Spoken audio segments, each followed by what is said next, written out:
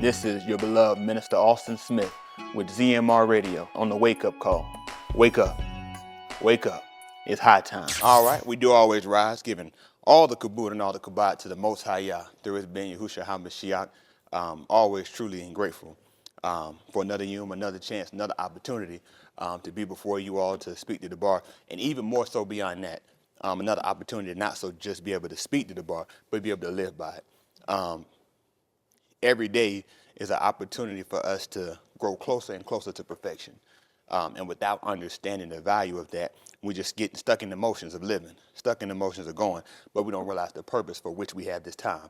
No one of us know the exact moment, second, the day, the hour that we're going to die, when it's going to be our last chance, when it's going to be our last opportunity, but it very well might be today. So the best advice I can give anybody, there's a lot of stuff that I could teach you and preach, and y'all will not still be able to bring forth something. But if nothing else, I want you to take away the value of this second, this opportunity that you got right now.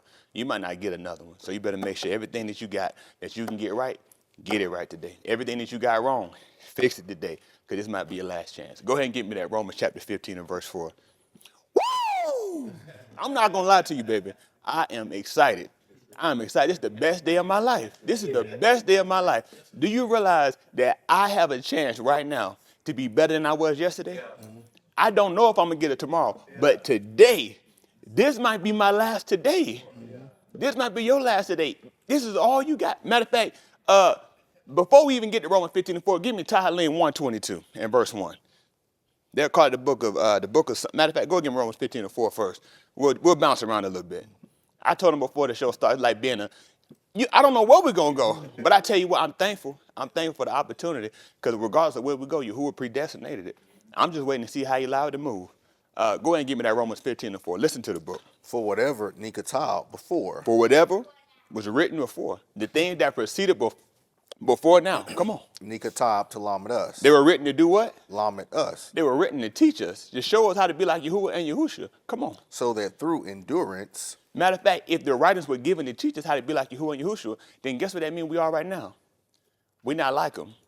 We're not like them. So that meant we've already failed. Just like Preacher kept referencing before, that Barashit chapter 1 and 26, we've already failed that. So because we have not acquired that estate, he gave us something to help us get there. What did he help us? What did he give us?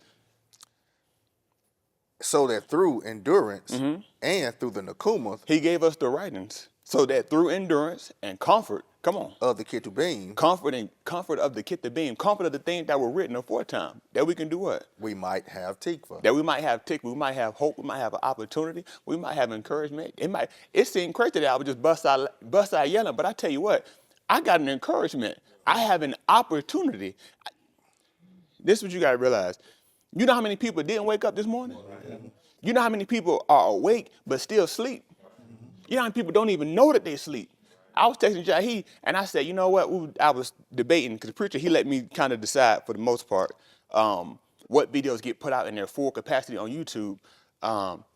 We were talking about one from last weekend, and I told Jahi, I said, well, you know what? First I told him, I said, well, let me go back and watch it just to make sure. And then I said, you know what? I said, go ahead and put it out. I said, because the thing is, they need to know how much they don't know. Because in knowing how much I don't know, it gives me minded to realize how much more attention I need to be paying. Why would I get a more earnest heed unless I know? I didn't know that. I can't afford not to know these things. This is information prevalent to salvation. I would be a fool to know my estate and know what I could be with it and not use it. Why would I?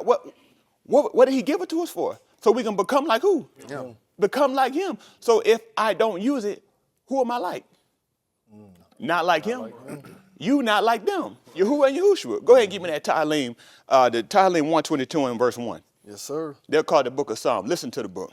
I was glad He when was they what? said to me. I was glad. I was glad. What they say? When they said to me. What they said? They said, let's go party. Let us go to the bed of Yahuah. Let's go party. Let's go smoke. Let's go drink some drugs. Let's go to a game. You go to a sporting event, you know what happened? Everybody will cheer for their team. But guess what happens when you come in and you hear the word? You sleep. Ain't nobody cheering when they come in and hear the word, but why wouldn't you be? Because this is your opportunity to get information prevalent to salvation. This is your chance to get information so you can change your estate. If I know what my estate is and I know what I can get by coming and hearing the word, Why would I not be glad? What did he say? Give me that verse 1 again. Listen to the book. I was glad. You know what? Hold on one second. I'm sorry. I'm real excited. You don't even know. The thing is, I don't want you to just hear it. I want you to really allow the word to come in and sink into you. The thing is a lot of us, we have things that we're just going and doing, and we come in and hear the word out of routine. It told you about how Yahusha, as his custom was, he went into the Knesset, which is the gathering place, or the synagogue. You'll take that and you'll think, okay, you know, that's the same thing. A lot of us, we come in customarily. But the thing is the word custom came in later on. But the reality of it is he wasn't just coming for no reason. He didn't just come because, oh, well, that's what y'all do on the Shabbat. Okay, well, I'll come too. I'm coming for a reason. And the people that were there, why were they coming there? They were coming for the same reason. They were coming to hear the word. They gave him the book to speak the word, and they were coming to hear the word. So both people had a job. I got a job to come in and bring forth the word, and you got a job to make sure that when the word is being brought forth, you allow it to come into you. Yeah. You allow all these things come into play to build you to a perfect man. Yeah. We're all trying to be built to that perfect estate. Read that one more time for me. Go ahead, Lee. Listen to the book. Live the book. Come on. I was glad. I was glad when they said what? Let us go to the bed of Yahuah. Mm-hmm. Our regal are standing within your gates, O Jerusalem. Oh, Jerusalem. The thing is what that Jerusalem mean? The city of peace. So the thing is you look at how all even the names of the places that he gave us. You look at the significance of everything that he gave us and how all these things come in to work together for you, not for him. The only thing that he gets out of you getting the word is he gets people to come in and shikah him. But it doesn't change his estate. It changes yours. It helps. It allows you to become like me. He don't become more Elohim. You know what? I was Elohim before, but now I'm Elohim. No, my estate don't change. I allow you the opportunity to become like me. Yeah. All these are tools, and these are bits and pieces to help you frame and fit and form you. Get me Kahalah chapter 12 and verse 9. They'll call it the book of Ecclesiastes. That means the lectures. I tell you, I don't want to go too fast. We'll run all over the world. I'm excited. I'm genuinely excited. I'm genuinely excited, and not just. And the thing is, I don't just get that excitement when I come in and preach to the bar. Also in hearing it. Yesterday, I was on the way to service. I almost just broke down crying because I'm like, man, you know. Not because my week was hard or anything, not because anything like that at all, but it's for the fact that I'm just like, man, you know, I've been going so long. Like, your time is so consumed with so many other things. Your mind is so consumed with, I'm on the job, I got to work to try to get this. I go home, my family, I got to work to try to do this. It's never a time where you don't have nothing to do. Right. But I looked at I now have an opportunity to come in and be taught. I now have an opportunity to, everything that I'm working for, when I'm not in here getting the word, these are things that are only temporal. But when I come in and I hear the word, now I'm getting a chance to work something that lasts forever and ever. So now I look at the excitement that I should have, the excitement that I have. So the thing, it almost brought me to tears, not for sadness, but for joy, because I'm like, all that stuff is going to fade away. All that stuff is for nothing. Even in working at the dealership, working in sales, you can invest a lot of time into a customer that comes up to talk to you, okay? Every customer that comes up, I don't know whether it's a customer who's going to do something or whether it's just a customer who just want to waste some time and have a conversation. But I got to invest that time into them because this might just be the one for me. Everything I'm doing out there, it might be the one. It could be something that'll profit me, but I know this will benefit me. I know this is something that can be an aid and a help to me. Come on. So why would I not put everything into it? You think I'm going to take the chance at missing out on this one? I get a little bit of commission out there. I'm going to spend that up on a bill. But this right, like Kayla said, I got a bill. So now I'm looking for something to help me pay for that bill. Help me settle my debts. Come on. Give me that Kahalah chapter 12 and verse 9. Listen to the book. And more than that, the Kahalah was Kakma. He was what? Kakma. He was Kakma. He was wise. He was skillful. And what did he do? He still taught the Da'ath. Because he was so skillful, he said, you know what? The thing is, that skill would have been nothing if he wouldn't have been able to use it for something. So because the Kahalah, the preacher, was wise, what did he do? He still taught the Da'ath. His skill was shown in what he was able to give to people. So regardless of how skilled a man might feel like he is, if I'm not able to give the people something to be able to be a help and an aid to the people, what is my wisdom based off? I'm wise based off of what? It wouldn't make sense. Come on. And he pondered, searched out, and arranged. He did what? Pondered, searched out, and arranged many thought martial on, searched out, and arranged these things. The thing is, you know, I watching preacher preach for so many years, and in growing up with preacher, like, you know, preacher never really, growing up with him, he never really like sat down with us and like, hey, yeah, I'm gonna teach y'all about the book. I don't remember that ever happening. Okay, I never remember him coming in. We all sit down as a family, talk about the word, give us no type of deep understanding. I never really saw my dad reading the book. Honestly, I very rarely ever saw my daddy reading the book. But the thing is regardless of that, when he came forth and he brought forth the word, you knew that joker is skilled. So much so, the thing is, he would always say, he'd be like, you know, he said, people got to study out and they got to try to do all this stuff. He said, he just give it to them. And I used to wonder, I used to be like, man, you know what? I wonder if he can do all of that based off of him just going. I wonder what he could get if he actually studied, like if he actually tried harder. Not that he wasn't trying, but I'm saying like if he really was like, you know what, I'm gonna make sure that I'm gonna make sure I put this whole thing together. I'm like, it might blow our minds. You know what I'm saying? Like if you can do that on the drop of a dime, just imagine what I can do if I really put time into it. So now you look at, these were things that he did back then. So now you look at it now. Even with the things where he give us the words and he ties the words back into things, he's not getting those words based off of like no mysterious revelation. He's not just dropping them words into his mind like, hey, Tony, give them this word today. So you know that now there's now a new study that's coming in behind it. So now you look at this right here. Our information is increasing based off of what? Based off the studying. Because what did he tell you that the thing is, there is no debate and no argument that he was skilled, whether you look at him then or you look at him now. But look what happened when he searched it out. Come on. The preacher sought to find delightful dabarim and took a top dabarim of a mot rightly. The dabarim of the Chokmah are as goads and as nails fastened. He said they're as what? Goads. They're as goads. Matter of fact, do this, Jahi. And Tim, do me a favor. Drop the board. Let's look at something real quick. You know what? Matter of fact, we'll come back to that. While we're doing that, we'll come back there. But get me the first verse, 12:1, the book of Carlisle. They call the book of Ecclesiastes. Yes, sir. I want to be able to help people too while we're here. I'd be remiss if I didn't take each and every opportunity to be able to bring forth to the body, to be able to help all of the from the Benin to the Zakanim, from the babies to the elders of the Adah, which is the congregation. Go ahead. 12:1. Listen to the book. Zakar, now your creator in the Yamim of your youth. Zakar, that's to mark to remember. You need to remember this. Remember Yahuah? Your creator in the Yamim of your youth. He told you, remember your creator in the days of your youth. While the Rosh Yamim do not come. So who would that have been for? Would it make sense that I'm telling an old man to remember him in the days of his youth? Right. It's gone. That time is spent. It's too late for him. So these writings would have had to been to who? To the young. Because right now, while you in your youth, you got an opportunity to do what? Zakar. You got an opportunity to Zakar, and the only way that you'll be able to Zakar him is being taught by him. Right. So every time you come in and you're hearing a word, this is your opportunity to mark this, to remember. Mark it inside of you. You know what he told you? He said, Zion said, well, Elohim forsake his kids, right? And he said that no, he won't forsake them, because why did he say he wouldn't forsake you? He said he got you engraved on the palm of his hand. That's right. I wrote this thing down. You marked on me. So the thing is so now if I marked you on my hands, what am I asking you to do? I'm asking you to mark me in your log. That's right. Mark me.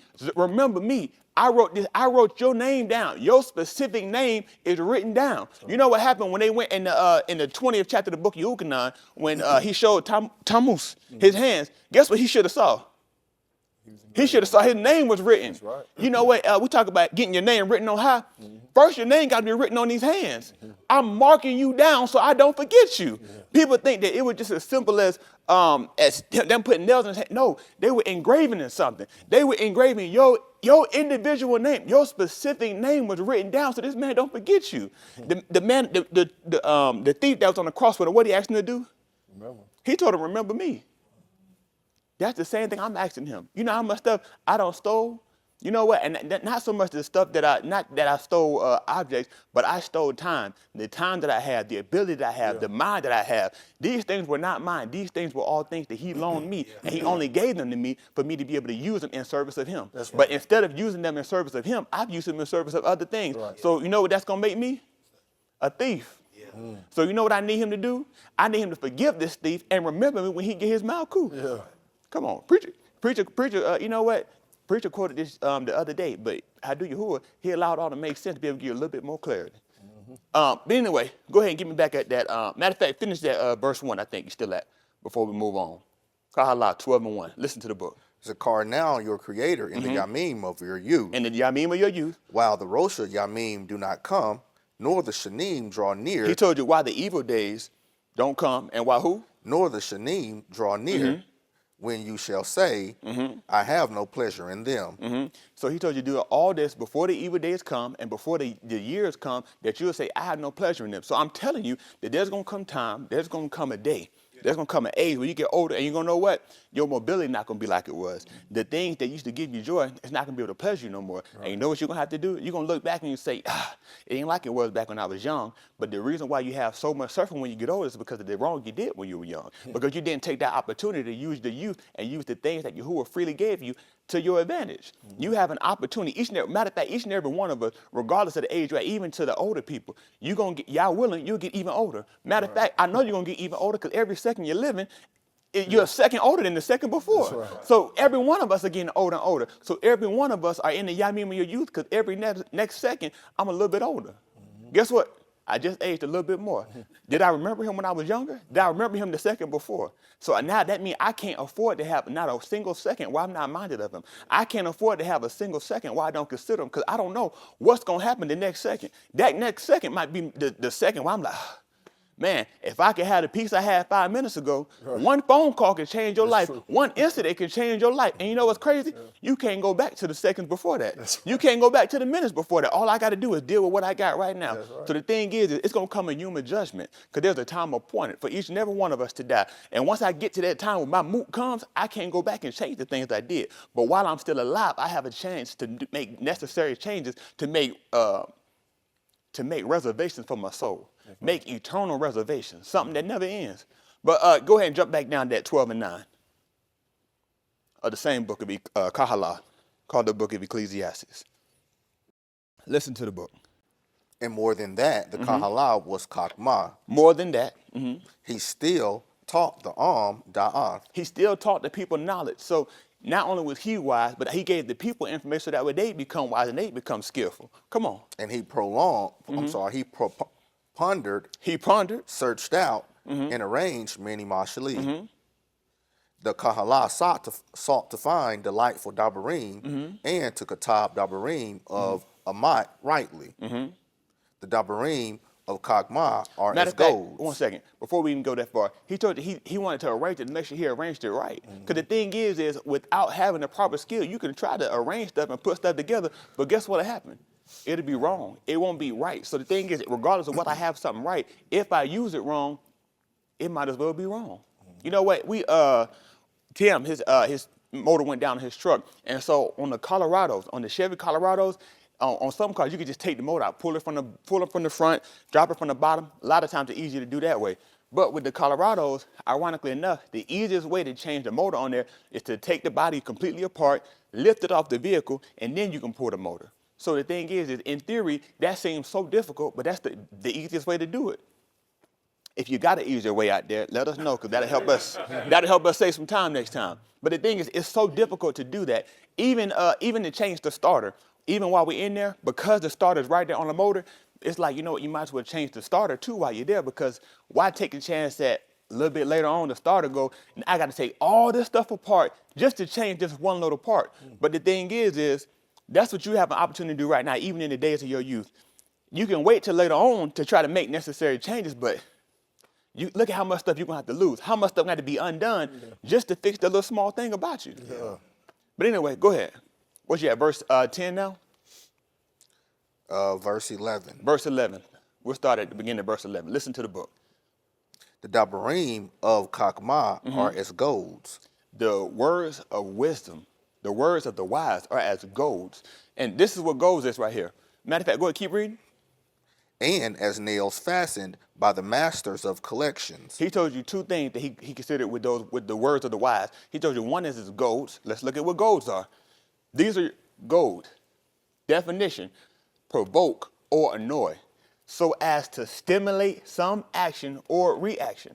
So based off me hearing the word, it causes me to have a certain action or reaction. So now when I learn that I'm doing things contrary to things that are wise, what does it make me do? What's my reaction to it? The thing is, a lot of people, they come in and hear the word, but there's no action that follows. What action follows your hearing? What reaction do you have based upon finding out, okay, this is wrong? What action do you have based upon finding out what's right? Do you still hold to doing the same old thing that you were doing? Or do you say, well, why I know, why I have a chance, an opportunity to fix it, I fix it. Yeah. Let's see what other definition they give us. It says you can also define goad as to drive, to urge.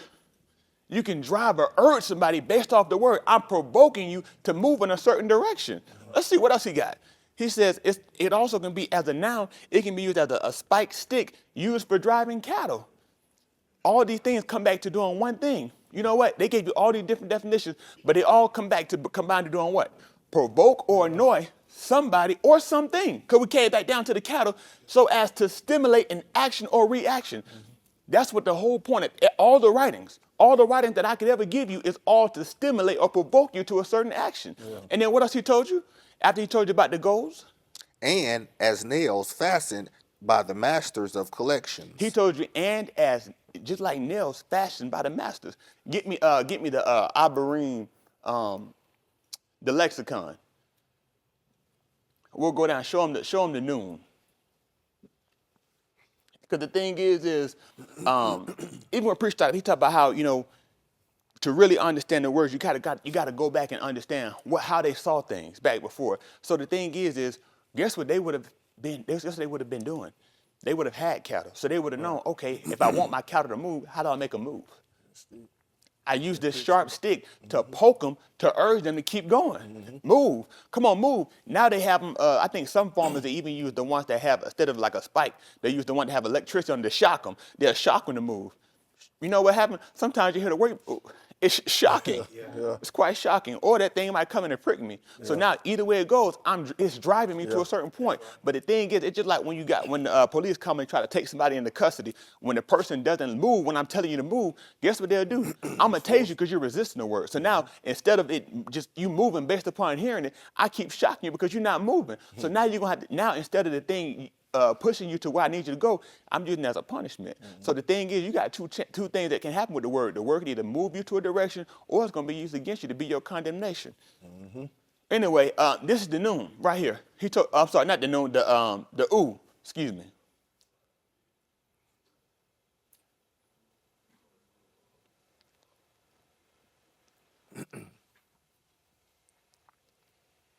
Yes, here we go. Now they'll put the wah, but the word is the ooh. It's the ooh. You know what? What's this in the English again? What's that letter called? W. That's the ooh. All right. So this is the ooh. So let's see what the ooh is. Go ahead. Let's slide over. The ooh. The ooh is the character for it is the tent peg, and that means to do what? To add, to secure, to hook. So the thing is when the word is coming to add something to me. It's coming to secure me in a point. It's coming to secure me so I don't be what? So I don't be tossed aside. So that way it holds me stable. You know what? Even we talked about earlier with that truck. Get me the 4th chapter of the book of Ephesians.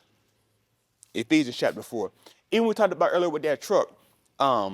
One of the things that happened was as we took the truck apart, we got to see little pieces that were missing, little pieces that should have been there. It's like, man, this little piece isn't there. But the thing is, you know what we don't do? We don't say, let's leave it that way. We don't say, you know what, since it wasn't there and it was okay before, I don't know what the little piece that I'm missing might come in to be an effect of. Because the thing is everybody, when it was manufactured, they manufactured it to a certain spec, to a certain specification. So that way it'll hold and be able to endure certain things. They're not making cars, or they shouldn't be making cars, to only endure for a couple of years. This should be something that if properly maintained, if properly exercised properly, just like with the word, it can endure along.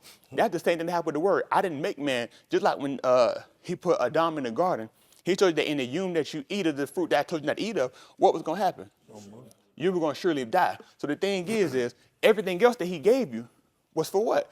That was for you to use for proper maintenance, so that you can keep enduring. But when you do something opposite of the things that the manufacturer gave you, guess what happens?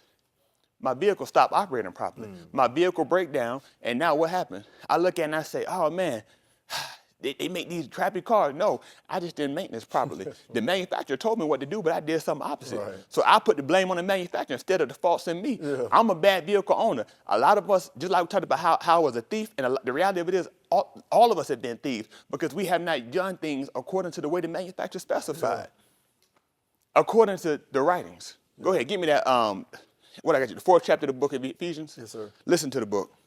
Therefore I, the prisoner of the Adon, The who? the prisoner of the Adon, The prisoner. I belong to him. I'm in custody of. Come on.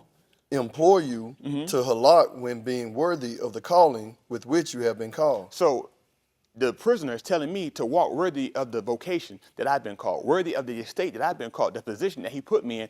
I'm going to make sure that I'm walking according to it. You know what a lot of people are like? A lot of people like luxury cars, right? Oh man, I want a Bentley. I want a Maybach. I want this. I want that. But guess what? Maybe you didn't get a Bentley. Maybe he only gave you a Honda, a little Toyota. But you know what the thing is you want a Bentley, but you don't even properly manage your Toyota. You want to be a Rolls Royce, but you can't. Matter of fact, you can't even properly take care of the bicycle you got. Your tires flat, your chain broke. It's just like, so the thing is that we always want so much more, when the reality of it is, if you'd have just took care of what I gave you, you would have had enough. Right. I made you to a certain way. He's telling you to walk worthy of what I called you to be. This is what I called you to be. So the thing is why won't you just be satisfied with what he called you to be? He called you to be his. Yeah. Come on. With all humility and meekness. You think I'm humble? And I got a Bentley and I just pulled into a parking lot full of Toyotas and I'm humble? I know y'all gotta look at my car. You know what y'all gonna say? That's a Bentley. Yeah. I got a Toyota. Man, I love to have one of them. Yeah. So I'm not humble based off of that. I'm high-minded because I'm like, I know I'm better than y'all. Right. So but what did he tell me to walk in? And meekness with long suffering. Meekness and humility with long suffering. You think I'm finna, you know what? My kids, they go to their little bus stop area. You got to go through this little rocky path. I don't know why they didn't smooth it out. Because even me, I was like, I'm taking my car through this junk. You know what I'm saying? Like my car got to come through. You got to ride it. My car get dirty every time I go pick them up. And I'm like, I didn't got no Bentley, but I'm like, you know what I'm saying? I keep them clean though. You know what I'm saying? I keep them clean. They mine. So I'm like, I don't want to ride my car through that way. But the thing is, that's a lot of stuff that happened with us. When Yahuah called us to go through a situation, we'll look at like, I don't want to go through that. I may not be all that, but you know what I'm saying? I'm clean though. Ain't I clean? But the thing is in order to get to where we're trying to go, you know what? I'll go through that pickup line because regardless of whether my car get dirty, I'm looking to get my kids when I get there. Yeah. So the thing is regardless of how stuff looks to me, regardless of whether you see me get a little beat down, a little bit of bruise, I'm keep going because you know what? I know what I'm looking to get when I get there. I know what I'm looking to pick up because when I get there, you know what he gonna do to me? He gonna add to me. Mm-hmm. I'm gonna get something. I'm gonna get a gain. Yeah. Come on. So, with long suffering. With long suffering. Forbearing one another. With long suffering, that's just like what? Going through without quitting. You're exactly right, kids. Good job. Going through without quitting. Long suffering. Enduring without quitting. Come on. Forbearing one another in Forbearing one another in a harbor. Being diligent to keep the unity of the Ruach in the bond of Shalom. To keep the unity. So now everything is joined together. There's a unity. We're all joined together. We're all joined together with what? Same mind. Come on. There is one body and one Ruach, as you were also called in one Yakal of your calling. One Adon, one Amunah. That's what I want. Come on. One immersion, one all and Abba of all, who is over all and through all and in all. But to each one and one of us, Kassid was given according to the measure of the gift of the Mashiach. According to the who? Measure of the gift of the Mashiach. According to the measure. According to the measure of the who? of the gift of the Mashiach. According to the measure of the gift of the Mashiach. You know what? Even when we go back and we put things together, I don't have none of my mechanics here today. You know what I mean? We talk about that at the shop. They're like, yeah, you didn't even make it. You didn't make it either. Nobody's here today. But anyway, I call myself, I'm an honorary technician, okay? So a lot of time when you put bolts on and you're joining things together, there's a torque specification, okay? So that means I'm tightening it to a certain specification. And this is based off of the manufacturer telling me, okay, even when somebody puts on your tire, a lot of us go in and we get tires changed, and what happened? They just take the gun and go, zzz, zzz, zzz. The manufacturer would actually tell them that there's a certain torque specification. There's a certain amount of torque that should be on each one of those bolts. But the reality, you think about it, you're not asking them, okay, is it torque to spec? No, you just like, okay, my wheel on, I'm going to keep riding. You don't even check it to see. You just go based off the fact that, okay, well, they've been doing it long enough, they should know. Right. And the thing is, even when you come to hear the word, you look at, okay, well, you the preacher, you should know. You should know. You need to make sure whether the things that you've been given are so. He told you that the Yahudim of Brim were more noble than those of Thessalonica because they did what? First they told you that they received the bar with all readiness. And then he told you that they did what? They searched the kit the beam daily to see what? Whether those things were so. To see whether those things were so. They searched to see whether the things that we've been given were the spec. I'm checking to make sure that you're really wise, that you really got a skill. Because if you just because you put the wheel on don't mean when I take off riding and I make a right-hand turn, instead of having the 4 wheels, I got 3. Right. Now my car done flipped over. Now I'm dead. Now I'm injured. All because I trusted you and I didn't check behind you.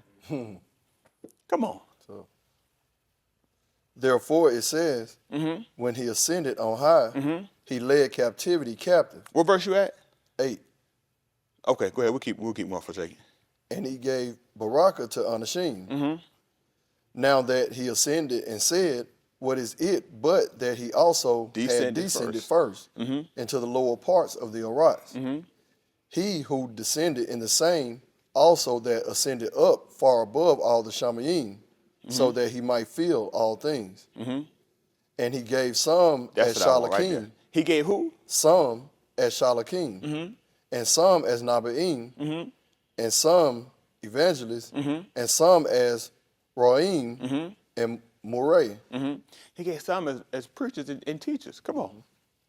For the perfecting. For who? For the perfecting of the Kodashim. He put all these pieces together. You know what they do when they manufacture? You work at the Ford plant, right? When they go through and they're making a car, all these different people have a different part.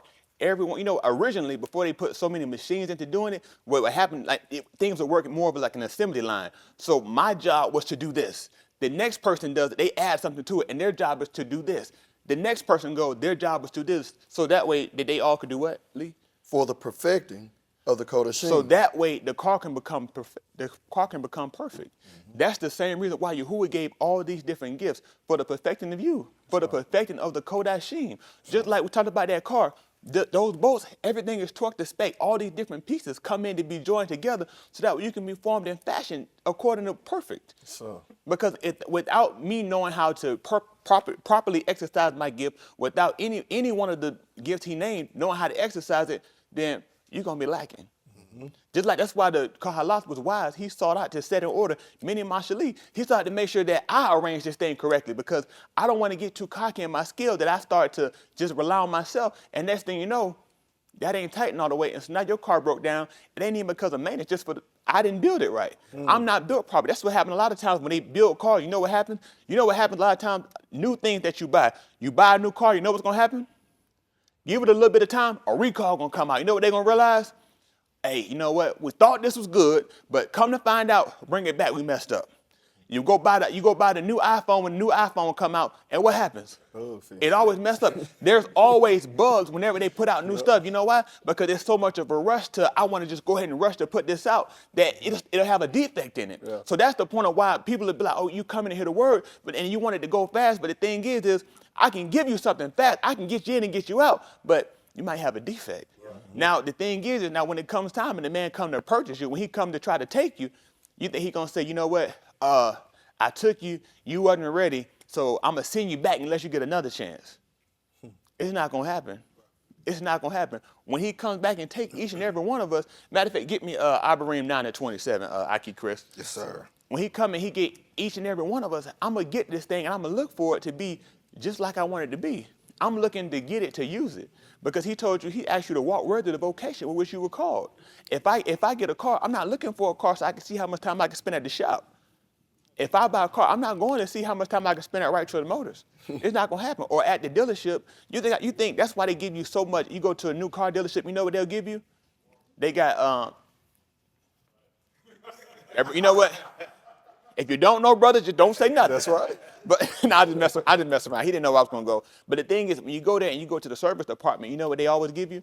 They give you snacks. They give you coffee. You go to nicer dealerships, you know what they give you? Matter of fact, Mama was at the Cadillac dealership. Mama had she had the new Escalade, right? And so the thing is, whenever she had to go in for service or repair, you know what they would give her? They had a full kitchen in there. So the thing is, they didn't even just have a pack of snacks here. Just pick a snack out of here. You know what they would give her? They would have somebody actually cooking. They would cook breakfast and lunch, right? So if you were staying long enough, I wouldn't just give you breakfast. I'm literally cooking you a whole breakfast. I think they would make omelets and all types of stuff, wouldn't they? All types of stuff. So you can have all types of stuff for breakfast, all types of stuff for lunch. You know why they would give you that? Because they don't want you to think about the fact that I spent all this money on this car and I had to spend all this time at this dealership for you to repair something that you should have fixed right the first time. Yeah. It's all a distraction. And you know what the thing is what we want is we want to try to do stuff. You know what? I may not be living right, but you know what I'm going to do? I'm going to write this song for you, Yahuah. Oh, Yahuah, you so good. Yahuah, you so merciful. You think you're going to distract me with that? Yeah. I know what I made you for. You think you're going to make me some breakfast, some lunch, and I'm going to forget the fact that you want me to, that you're not ready when I come back for you, that you're not ready yet? Yeah. No, you're not going to distract me with that stuff because I want you to walk ready to the vocation for which you were called. Yes, sir. Go ahead, jump me over that. I bring 9 to 27. Listen to the book. And as it is appointed for the Bani of... As it who? Appointed. As it is appointed. So at the time of purchase, come on.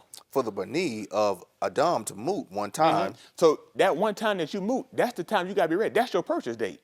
That's your purchase. And once you get purchased, what happens after you get purchased? And after this comes mashpat. Now, after, you know what happens? You go through and you're looking at before you buy the cars, you go through, you're looking at them, and they show you, okay, yeah, look at this right here, yeah. Look at the rims, look at the doors, they have all these features. But after I get the car, now it's my time to really judge it, because I'm seeing where the defaults at, where the defects are.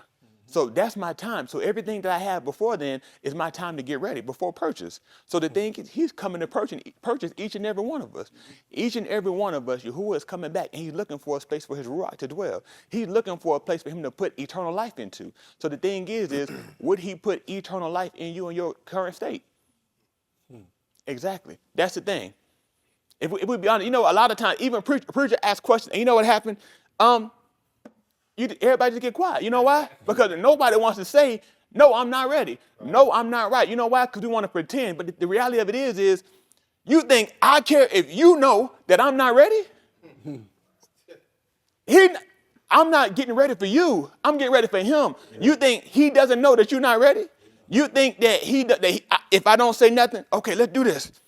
How many of y'all, preacher, he be like, how many of y'all getting closer to being like Yahuah and Yahusha? Folks just look off, yeah. Play with the kid. Yeah. That way, I don't hear what the question was. You know why? Because nobody wants to really be honest and say, I'm not ready. And the thing is not until we actually start to be honest, can we actually get the resolution. Mm-hmm. Not until we actually say, hey, my car needs a repair, can he really say, okay, let me fix you. We keep coming in here to come to the repair shop. Mm-hmm. That's why we're all here. If we were perfect, you know what he would have done? He would have went ahead and took you. You know why? Because now you're ready for me. Right. So the thing is, guess why you're still here? Mm-hmm. You're not ready. Guess why you're still coming in hearing the word? You're not ready. But every time you come in, this is the mechanic shop. I'm coming to eat. You know what they're doing every time they come in hear the word? He diacing them. I got to diac you to see what your problem is. I got to diagnose you to see where your imperfection is, where your defect is. And after I diagnose you, guess what I can do?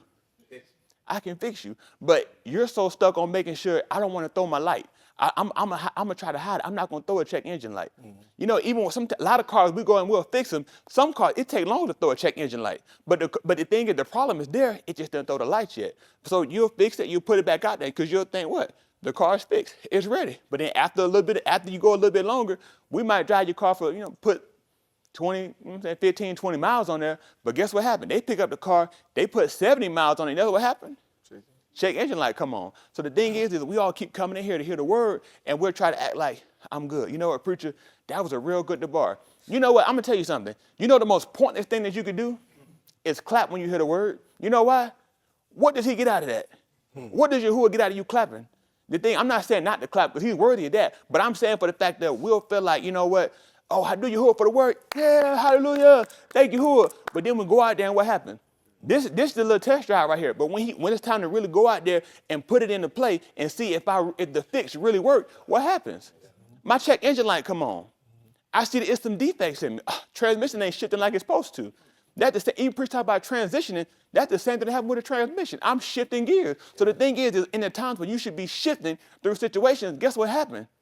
It's a fault in me. My transmission's slipping. And the thing is if I had just been honest when I was still at the shop, you know what he could have done?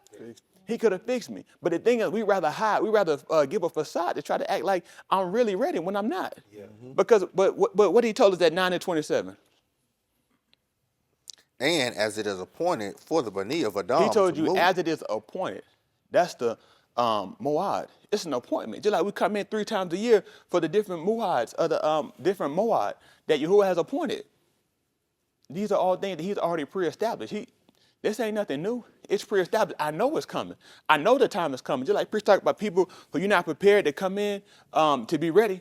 When the Moads come, I'm not ready. I don't have the money to come down to do it. I knew it was coming. Why wouldn't I have been? I knew that I was going to have to come in. I knew these different Moads were going to come, and I was going to have to come in and present myself.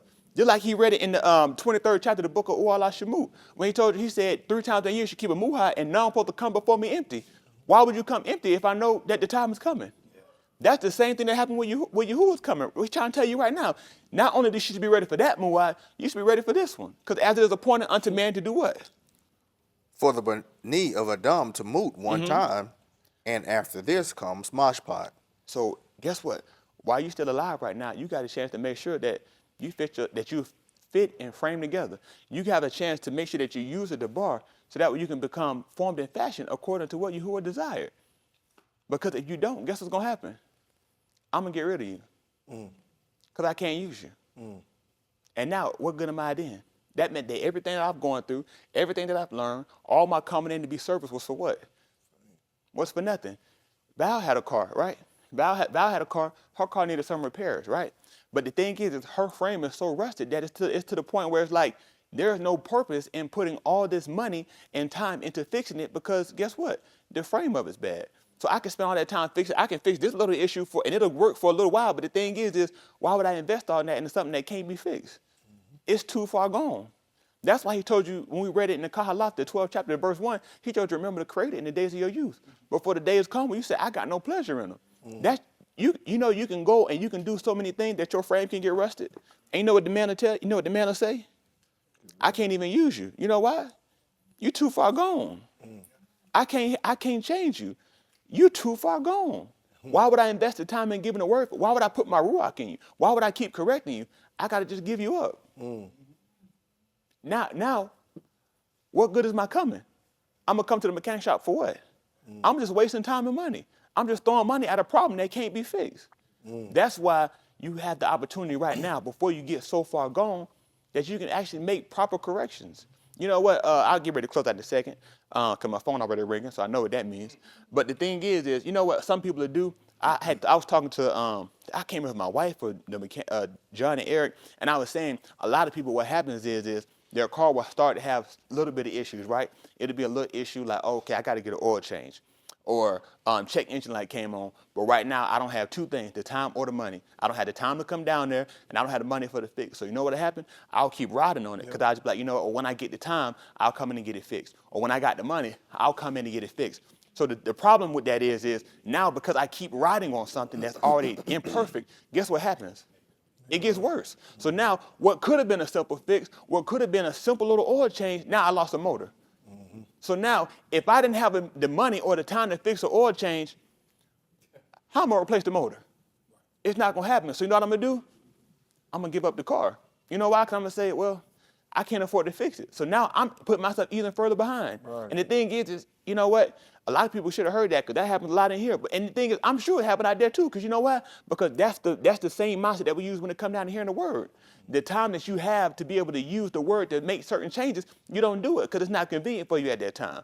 You know what? Realistically, the only people who are going to be saved are the people who allow themselves to be inconvenienced. Salvation is not a convenient thing. You know, he told you 3 times in a year, all the males are supposed to appear.